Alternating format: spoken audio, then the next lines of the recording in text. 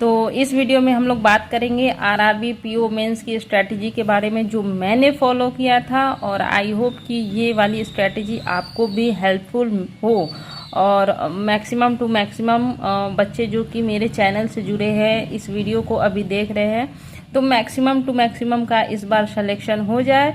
मेरी वीडियो कहीं ना कहीं अगर 1-8% भी आप लोगों को हेल्प करेगी तो ये मेरे लिए बहुत बड़ी बात होगी, है ना। और वीडियो स्टार्ट करने के पहले मैं कुछ बातें आप लोगों से बता देना चाहती हूँ कि मैं जो भी बताऊँ उसको ब्लाइंडली आप लोग फॉलो मत करना, ठीक है। ऐसा नहीं कि मैं जो आपको करंट अफेयर सजेस्ट की, अगर मान लो कि आप किसी और टीचर को फॉलो कर रहे हो, है ना, और मैंने बोला कि नहीं मैं इस टीचर को फॉलो कर रही हूँ, और आप प्रीवियसली इस टीचर को फॉलो कर रहे हो, आपको इसका सब कुछ समझ में आ रहा है, और मैंने बोला कि ना ये इस टीचर को मैं फॉलो कर रही हूँ, तो ये नहीं कि आप यहाँ से स्किप करके यहाँ पे आ जाओ। क्यों? क्योंकि ज़रूरी नहीं कि मुझे इनसे समझ में आती थी तो आपको भी इनसे ही समझ में आएगी। आप अपना देखो कि आपको किन से ज़्यादा समझ में आ रहा है, आपको कौन सा मॉक टेस्ट बेस्ट लगता है, आपको कौन सा करंट अफेयर्स बेस्ट लगता है, आप कहाँ से मैक्सिमम टू मैक्सिमम समझ पाते हो। कहने का मतलब ये है कि ब्लाइंडली मुझे फॉलो मत करना। ये मैंने जो अपने प्रिपरेशन के दौरान में यूज़ किया था, बस मैं वही बता रही हूँ। बाकी आप लोग अपना भी थोड़ा सा कंटेंट ढूंढने की कोशिश करना।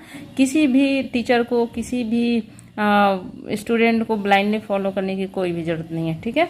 तो चलो स्टार्ट करते हैं। सबसे पहले कहाँ से स्टार्ट किया जाए? करेंट अफेयर से, है ना। सबसे पहले हम लोग स्टार्ट करते हैं करेंट अफेयर से। ओके, अच्छा, जो आरआरबी पीओ होता है, आरआरबी पीओ मेंस, ठीक है, आरआरबी पीओ मेंस, यहाँ पे हमारा डिस्क्रिप्टिव पेपर नहीं होता है, ठीक।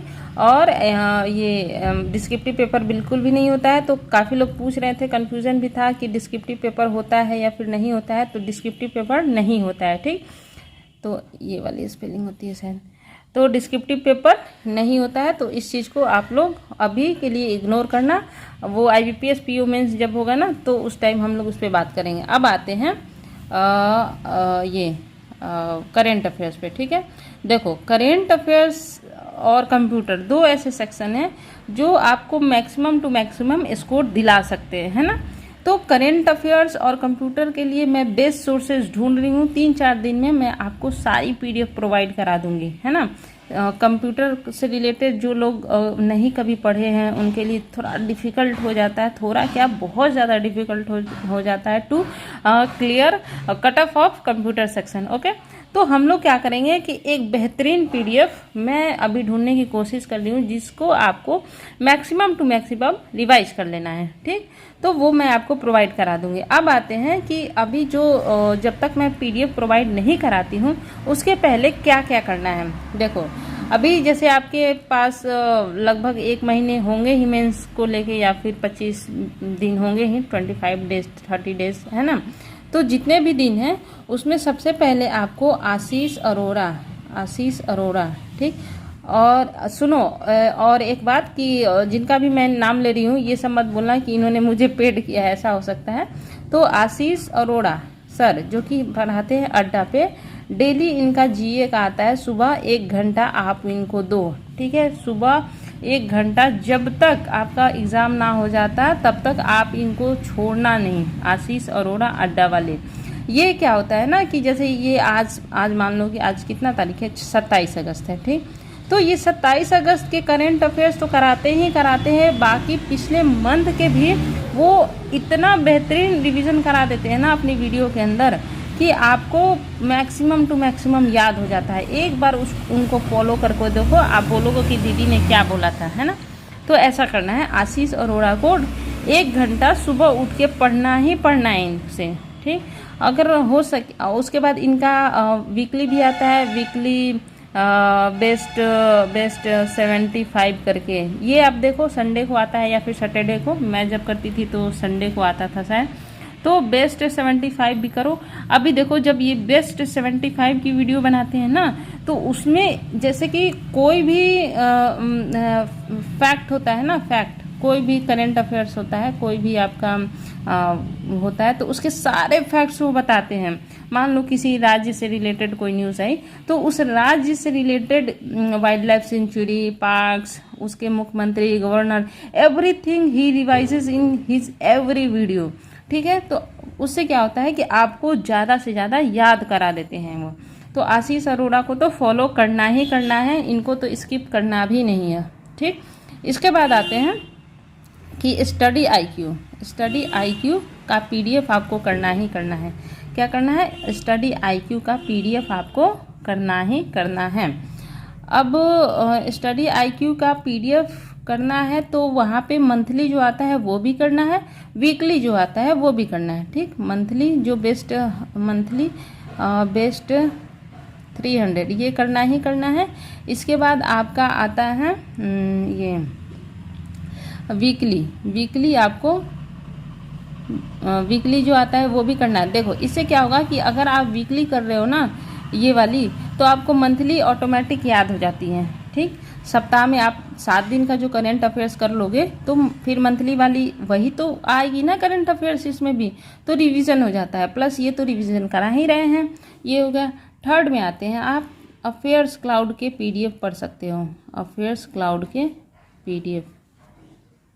पीडीएफ आप पढ़ सकते हो। ठीक, अफेयर्स क्लाउड के पीडीएफ बहुत अच्छे होते हैं, बहुत ही ज़्यादा अच्छे होते हैं, है ना। तो अफेयर्स क्लाउड के पीडीएफ भी आप पढ़ सकते हो, है ना। इसके बाद 3 सोर्स हो गए। इसके बाद एक आता है ओली बोर्ड का जो आता है ना वो बहुत ही कम कंटेंट में बहुत ही बेस्ट प्रोवाइड कराते हैं, है ना। तो सबसे पहले आप इनको फॉलो करो। स्टडी आईक्यू देखो अभी क्या है ना, अभी जो भी जीए करंट अफेयर्स आते हैं वो क्या आ रहे हैं कि आप एक सोर्स से पढ़ोगे ना तो नहीं होने वाले, आपको कम से कम 2-3 सोर्स फॉलो करने ही करने हैं। अब देखो आप सोचोगे कि मैम ने तो इतना सारा बता दिया, ये भी पढ़ो, ये भी पढ़ो, ये भी पढ़ो, ये भी पढ़ो, यार मेरा तो दिमाग ही हैंग कर जाएगा, ऐसा सोच रहे होगे ना। देखो मैं बताती हूँ आपको। मान लो कि करेंट अफेयर्स जो आज आया निकल के, या फिर बैंकिंग गवर्नेंस जो आज निकल के आया, सेम कंटेंट आशीष अरोड़ा भी पढ़ाएंगे, सेम स्टडी आईक्यू में भी आएगा, सेम अफेयर्स क्लाउड में आएगा, सेम ओली बोर्ड में आएगा। ठीक है, डिफरेंस क्या होता है कि 2-4 करंट अफेयर्स बैंकिंग गवर्नेंस ऐसे होते हैं जो आशीष अरोड़ा ने कवर नहीं किए तो इसमें मिल जाएंगे, इसमें नहीं मिलेंगे, इसमें मिलेंगे, इसमें नहीं मिलेंगे, इसमें मिलेंगे। ये फ़ायदा होता है आपको 2-3 सोर्स से फॉलो करने का। अब ये थोड़ी होता है कि मान लो ये अलग पढ़ाया, मान लो कि बिहार में कुछ फेमस खुला तो आशीष अरोड़ा ने अलग पढ़ाया, स्टडी आईक्यू नहीं, सारे लोग सेम ही कंटेंट देते हैं। 10-12 रोज मान लो कि बैंकिंग गवर्नेंस और करंट अफेयर्स के न्यूज़ बनते हैं, तो 10-12 में मान लो 8 इसने पढ़ा दिया, सेम 8 इसने पढ़ाया, लेकिन एक इसका एक्स्ट्रा रहा, सेम 8 इसने पढ़ाया, एक एक्स्ट्रा रहा। तो ये रिवीजन के पर्पज से इसको आप ये मत समझो कि बहुत ज़्यादा हेवी हो रहा है ना, हेवी नहीं हो रहा है। सेम चीज़ सेम प्लेटफॉर्म, अलग अलग प्लेटफॉर्म पे पढ़ने को मिलता है, तो बेनिफिट ये हो जाता है। तो ओली बोर्ड बहुत ही कम पीडीएफ में बहुत ही अच्छा कंटेंट बनाते हैं, है ना। इनका जो कंटेंट होता है one of the best content ओली बोर्ड का होता है। तो ओली बोर्ड का भी आप यूज कर सकते हो, है ना। तो इन चारों में से आप कम से कम 3 को तो फॉलो करो ही करो, ऐसा नहीं कि 2 को फॉलो किया तो आपका मैक्सिमम रिवीजन हो जाएगा। आपको क्या करना है, अभी देखो, अभी बोलोगे कि मैम तो इसमें तो बहुत समय जाएगा, 3-4 घंटे निकल जाएंगे, ऐसे नहीं पढ़ना है। मेरी बात सुनो, आपको कैसे पढ़ना है। ठीक, देखो आशीष अरोड़ा सर को पढ़ लो, ठीक है। इसके बाद मान लो कि आप फ्री खाली बैठे हो, पीडीएफ इसका कर लिया, इसको पढ़ लिया, तो ऐसे टाइम को यूटिलाइज करो ना कि जब आप खाली बैठे हो तो भाई पीडीएफ मोबाइल में है, मोबाइल में निकाला, पढ़ लिया, रिवीजन कर लिया, है ना। तो इस अनुसार पढ़ो। बाकी आप एक चीज़ और मैं बोलूँगी कि करंट अफेयर्स के यूट्यूब पे बेस्ट 300, बेस्ट 600 की वीडियो बहुत सारी मिलेंगी। उसको देखो, ज़्यादा से ज़्यादा मेहनत करो। आपका 1 मंथ जो है ना, इसमें इतना मेहनत करना है कि आप मेहनत से घबराना नहीं। ठीक, तो बेस्ट 600, बेस्ट 300 ऐसे मंथली के वीडियो बहुत सारे होते हैं। कुछ नहीं करना, उनको आपको 2x की स्पीड में देख जाना है, समझ रहे हैं। इतना कुछ करने के बाद ये इसको तो आप लोग उड़ा दोगे ऐसे, ठीक। तो 2x की स्पीड में ज़्यादा से ज़्यादा, जैसे यूट्यूब पर सर्च करना best 600 of August, best 500 of July, तो 2x की स्पीड में उन सारी वीडियो को 2-3 बार देख लेना, एक बार नहीं 2-3 बार। मान लो कि ऐसे आप टहल रहे हो, टहलते टहलते देख लो, क्या करना है, आधे घंटे में तो आपका कंप्लीट हो जाता है। 2x की स्पीड में आधे घंटे में 600 आपका करंट अफेयर्स रिवाइज हो जा रहा है। क्या दिक्कत है, क्या बुराई है, आधा घंटा और एक्स्ट्रा लगा लो। तो ऐसे कर सकते हो आप, ठीक। ऐसे ही मैंने किया था।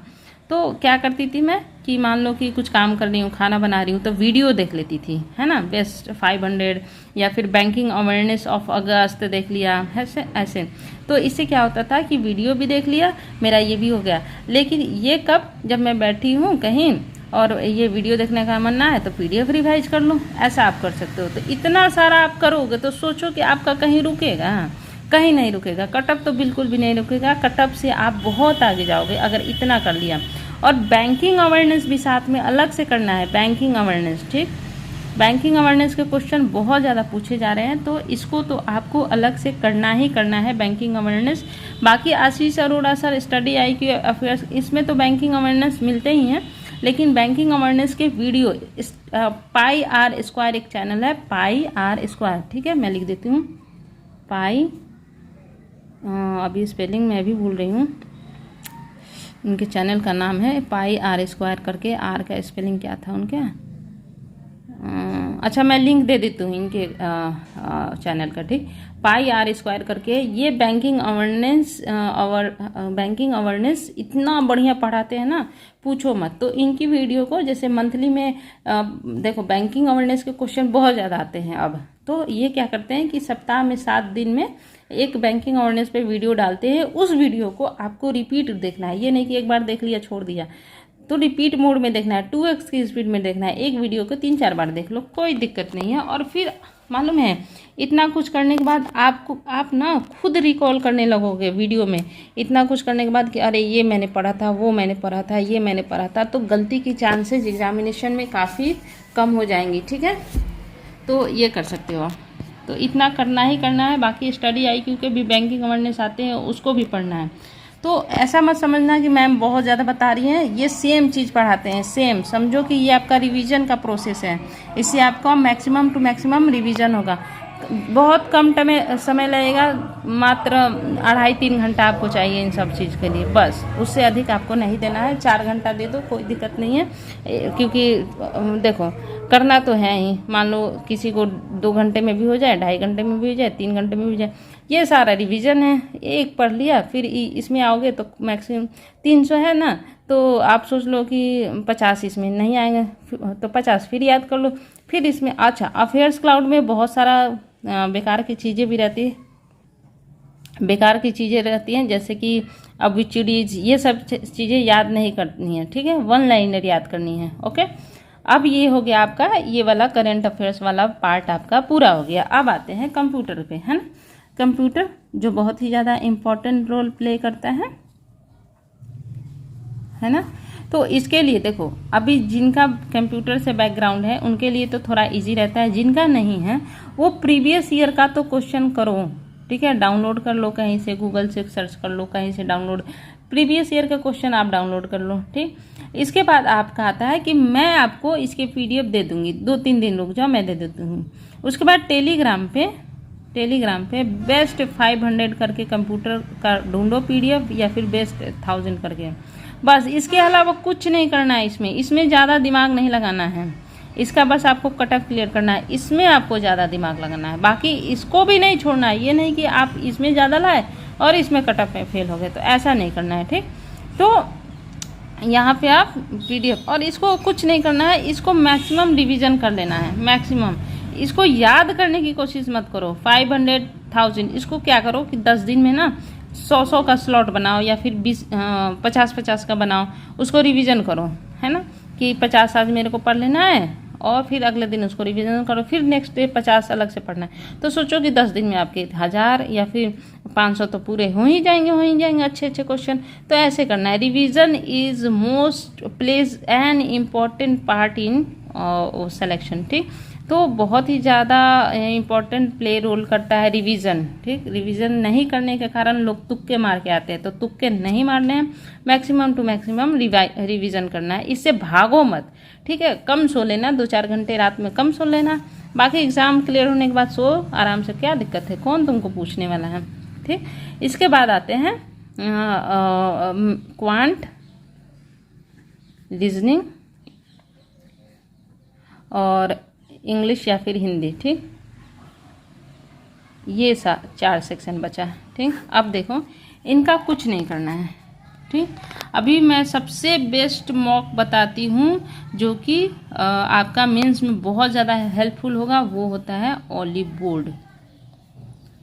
ओलिव बोर्ड का जो मॉक होता है ना, वो आपको यूज़ करना है मेंस के लिए। ठीक, मेंस के प्रिपरेशन के लिए। ठीक, क्यों मैं ओलिव बोर्ड ही आखिरकार क्यों सजेस्ट की? बहुत सारे मॉक टेस्ट है, सब बेस्ट है, ऐसा कुछ नहीं है कि कोई ख़राब है कोई अच्छा, मतलब ये है, लेकिन ओलिव बोर्ड जो होता है ना, वो होता है वन ऑफ द बेस्ट। ठीक, क्यों आखिरकार मैं ओलिव बोर्ड को वन ऑफ द बेस्ट क्यों करेंगे? देखो मेंस में होता है कि किस प्रकार के क्वेश्चन आ जाए किसी को आइडिया नहीं है ना, हो सकता है बहुत ही टफ आ जाए। तो ये हमें क्या तैयार कराता है, ये हमें जैसे कि आप कहीं पे भी मान लो कि एग्जाम सेंटर में गए, आपको अचानक से मिल गया कि बहुत ज़्यादा टफ है क्वेश्चन, आप घबरा जाओगे ना, ओलिव बोर्ड उस घबराहट को दूर करने में आपकी हेल्प करेगा। ठीक, ओलिव बोर्ड। बाकी अगर आप किसी और के भी मॉक दे रहे हो तो वो भी अच्छा है, कोई बुराई नहीं है, लेकिन ये ओलिव बोर्ड जो है ना, आपको टफेस्ट लेवल का क्वेश्चन देता है। बहुत ही डिफरेंट टाइप के क्वेश्चंस होते हैं, मतलब एग्ज़ाम में जैसा आते हैं वैसा ही क्वेश्चन होता है, उससे एडवांस ही होता है। तो उससे क्या होता है कि आप कहीं ना कहीं खुद को प्रिपेयर कर लेते हो कि हाँ, मैं तो इस ओलिव बोर्ड में आपके ज़्यादा स्कोर नहीं आएंगे अगर मेंस का आप दोगे, क्योंकि ओलिव बोर्ड बहुत अच्छा कंटेंट देता है, लेकिन आप कहीं ना कहीं खुद को प्रिपेयर कर लोगे कि अगर इस लेवल का मेरे पास क्वेश्चन आता है तो मुझे उसे कैसे हैंडल करना है। अच्छा, तो ओलिव बोर्ड का आप मॉक टेस्ट लगा या आप जिसका भी लगाते हो वो भी लगा सकते हो। ठीक, तो ऐसा है ना। उसके बाद क्वांट, रीजनिंग, इंग्लिश और हिंदी। देखो हिंदी के लिए मैं PDF दे दूंगी, पढ़ लेना। हिंदी के लिए मैंने कोई प्रिपरेशन नहीं की थी, मैंने हमेशा इंग्लिश की प्रिपरेशन की। हिंदी के लिए मैंने कभी ध्यान ही नहीं दिया, क्योंकि मेरी सोच ये थी कि अगर इंग्लिश में पढ़ूंगी तो SBI PO, SBI clerk, IBPS PO, IBPS clerk, RRB PO, RRB clerk, LIC सारे में काम आएंगे। हिंदी में पढ़ूंगी तो बस RRB में काम आएगा, इसलिए मैंने हमेशा इंग्लिश पे जोर दिया। तो हिंदी का अभी मुझे कुछ ज़्यादा आइडिया है नहीं, क्योंकि मैंने इस पर कभी प्रिपरेशन की नहीं, लेकिन जिन्होंने भी इंग्लिश भी अच्छी है और हिंदी भी ठीक ठाक है, तो एक बार पहले पेपर को देख लेना कि इंग्लिश सही आई है पेपर में या फिर हिंदी आई है। 5 मिनट अपना टाइम देना, उसके बाद डिसाइड करना कि इंग्लिश करना चाहिए या फिर हिंदी। ठीक, अब देखो क्वांट, रीजनिंग, अगर आप प्रीलिम्स क्लियर कर लिए तो कहीं ना कहीं आपका क्वांट, रीजनिंग सही है, बेसिक तो सही है ना। अभी आपको बस मॉक टेस्ट ज़्यादा से ज़्यादा लगाना है। ठीक, तो मॉक टेस्ट लगाने के साथ साथ आपको ये भी पता होना चाहिए ना कि हाँ, पहले का पैटर्न क्या आया था, है ना, पहले क्या क्वेश्चन आए थे। देखो पैटर्न जो होता है ना, वो कहीं ना कहीं रिपीट होता है। मान लो कि मेरे टाइम में 2020 में जो क्वेश्चन मेंस में आए थे ना, तो वो हो सकता है कि रिपीट आए, तो आपको कम से कम आइडिया होना चाहिए कि क्वेश्चन किस टाइप के आते हैं मेंस में। तो आपको प्रीवियस ईयर पेपर सॉल्व करना ही करना है, छोड़ना बिल्कुल भी मत। प्रीवियस ईयर, अब ये नहीं कि RRB PO दे रहे हो तो बस RRB PO प्रीवियस ईयर का ही पेपर सॉल्व करोगे, ना ना ना, रॉन्ग मेथड। ठीक, देखो आप SBI PO, IBPS PO, ठीक है, IBPS clerk, even IBPS clerk, ठीक, इसके बाद SBI क्लर्क। ठीक, ये सारी चीज़ों का पेपर आप सॉल्व करो प्रीवियस ईयर, जैसे 2018 से उठा लो, 18, 19, 20, 3 साल के ही सॉल्व करना। ठीक, उससे अधिक मत करना, उससे अधिक पहले वाले नहीं पूछे जाएंगे। 3 साल का। अब देखो आप बोलोगे कि मैम RRB PO है, मैं इन सारी चीज़ों को क्यों सॉल्व करूँ, है ना, ये बोल सकते हो। देखो हो सकता है कि SBI PO मेंस में जो पैटर्न आया हो, इस बार RRB PO में वो पैटर्न आ जाए, आ सकता है ना, आ सकता है। हो सकता है IBPS क्लर्क में जो पैटर्न आया वो RRB PO में वो पैटर्न रिपीट कर दे, हो सकता है ना, हो सकता है। तो जब आप पैटर्न, इन सारे एग्ज़ाम्स का पैटर्न आपको पता, जैसे मेरा IBPS क्लर्क में जो आया था पैटर्न वो LIC में भी आया था, ठीक, LIC असिस्टेंट में। तो हो सकता है कि ये सारे क्वेश्चंस पैटर्न आपको पता होंगे, मिले जुले सारे पैटर्न आपको पता होंगे, तभी तो आप RRB PO में जाके घबराओगे नहीं नया क्वेश्चन देख के कि यार मैं तो ये देखा ही नहीं। तो previous year question, previous year paper आपको सॉल्व करने ही करने हैं, स्किप करना भी मत, ठीक है, नहीं तो पछताओगे एग्जाम में जाके। इसके बाद आपको मेंस मॉक टेस्ट लगाओगे ना, तो आपको जैसे कि कौन सा क्वेश्चन आपको नहीं बन रहा है, कौन सा क्वेश्चन पे आपको ज़्यादा फोकस करना है, इन सारी चीज़ों पे ध्यान देना। ये नहीं कि मान लो कि मॉक टेस्ट लगाया 70 आया तो हम रोने लग गए कि ना मेरा तो ना होगा, है ऐसा, है ना, ऐसा नहीं करना, ठीक। आप उस पर देखना कि कौन सा क्वेश्चन ऐसा है जिसको मुझे स्किप करना चाहिए, है ना। इस पे हम लोग नेक्स्ट में आते हैं बात पे। तो ये करना है, मॉक टेस्ट लगाना है, क्वांट रीजनिंग में लगाना है, प्रीवियस ईयर का क्वेश्चन देख लेना है, इंग्लिश के लिए ज़्यादा से ज़्यादा प्रैक्टिस करनी है। तो इंग्लिश में इंग्लिश के लिए आपको क्या करना है कि ग्रामर के रूल पढ़ने हैं, रीडिंग कॉम्प्रिहेंशन बनाना है, ज़्यादा से ज़्यादा बनाना है, ठीक है। तो अभी क्या है ना कि पढ़ाई का ड्यूरेशन थोड़ा सा आप लोग बढ़ा दो, है ना, कंजूसी मत करो।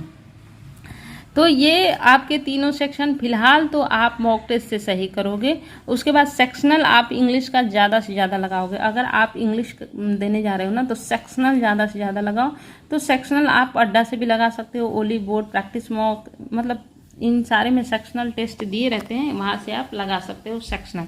इसके बाद आपको करना क्या है कि आपको एक मेथड आना चाहिए स्किप का, ठीक, ये आना चाहिए, ये आपको पता आना चाहिए, और टफ का, ठीक है। दो चीज़ें आपको पता होनी चाहिए कि एक तो मेरा पेपर आएगा टफ, ठीक है, और इजी भी आ सकता है, लेकिन हम टफ लेके चलेंगे कि चलो इजी आएगा तो हम लोग उड़ा देंगे, ठीक। टफ लेके आना है, उस सिचुएशन में हमें क्या करना है, इसको यूज़ करना है, स्किप मेथड का। ये नहीं कि क्वेश्चन नहीं बन रहा है तो लगे घबराने, नहीं। देखो क्वांट में IBPS PO के टाइम में मात्र मैं 9-10 क्वेश्चन ही सॉल्व कर पाई थी, 8-9 ऐसे क्वेश्चन ही ऐसा था, हिल ही नहीं रहा था मेरे से, तो मैं क्या करूं। तो मैं ये सोची कि मेरे ही लिए ये टफ नहीं है ना, पूरे जो भी बच्चे दे रहे हैं सबके लिए टफ है। और सच में बाद में मैं पूछी तो किसी से नहीं बन रहा था। तो ये है कि अगर क्वेश्चन टफ आता है तो क्वेश्चन स्किप करना है और ढूंढना है हमें। उस 50-40 क्वेश्चन के झुंड में हमें ढूंढना है कि किस क्वेश्चन को हम लोग कर सकते हैं। ये नहीं कि क्वेश्चन घूमते घूमते घूमते घूमते समय वेस्ट कर दिया ना, हमें क्वेश्चन ढूंढ के बनाना है। टफ जब दिखे तो समझो कि हमें स्किप करना है और क्वेश्चन ढूंढ के बनाना है कि हम कौन सा क्वेश्चन करेंगे, ठीक। तो ये चीज़ें आप लोगों को याद रखनी ही रखनी है, ठीक। इसके बाद आ गया आपका, हाँ आई हो, इतना तो इनफ है, इतना मुझे लगता है कि इतना आप लोगों के लिए काफ़ी है। बाकी अभी क्वांट रीजनिंग इंग्लिश में आप लोग देख लो कि कौन सा सेक्शन। अच्छा, यहाँ पे आप DI ज़्यादा से ज़्यादा करोगे, different type of DI quant में, ठीक। बेसिक अगर आपका अच्छा रहेगा, क्वांट किसी लेवल का आएगा आप बना सकते हो, सॉरी DI किसी भी लेवल का होगा आप बना सकते हो। रीजनिंग में आपको मेंटली प्रिपेयर रहना पड़ेगा कि पजल और डिफरेंट टाइप के क्वेश्चंस आपके आएंगे ही आएंगे, कुछ भी आ सकता है। तो इसके लिए देखो क्वांट में क्या आएगा, ज़्यादा से ज़्यादा 10 चैप्टर में से डिफरेंट टाइप के क्वेश्चन आएंगे, मतलब उसको लेंदी बना देगा या फिर थोड़ा सा ट्रिकी बना देगा। रीजनिंग में क्या होता है, रीजनिंग में होता है कि नए नए लेवल, नए नए पैटर्न का क्वेश्चन आता है, तो घबराना नहीं है, ठीक, घबराना नहीं है, इसके लिए प्रिपेयर रहना है। इंग्लिश में आपको ज़्यादा से ज़्यादा आप इंग्लिश में स्कोर गेन कर सकते हो। क्यों? क्योंकि RRB PO का इंग्लिश बहुत ज़्यादा टफ नहीं होता है। अगर आप फीलर पे आप कमांड कर लो अच्छे से, फीलर अगर 5 क्वेश्चन आया, एरर डिटेक्शन इस पर कमांड कर लो, ठीक है, अगर 5 क्वेश्चन आता है तो इन सारी चीज़ों पे आपको थोड़ा सा कमांड करना होगा। 1 महीने के अंदर अंदर रहते रहते प्रीलिम्स क्लियर किया है तो इतना तो आप लोगों को क्वांट रीजनिंग में आइडिया हो ही गया होगा।